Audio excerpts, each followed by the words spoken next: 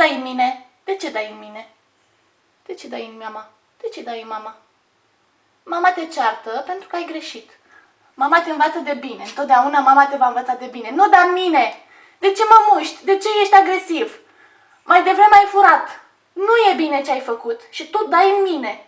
De ce reacționezi așa, boss? Bossul, mama, ai două fetițe. Tu așa le arăți că trebuie să se face în casa asta?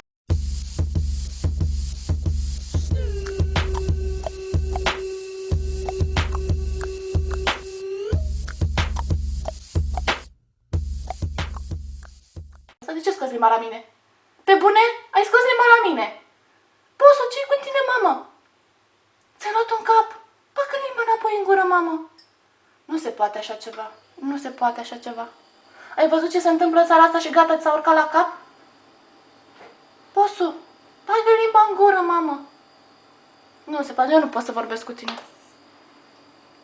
Ești incredibil. Nu te mai recunosc.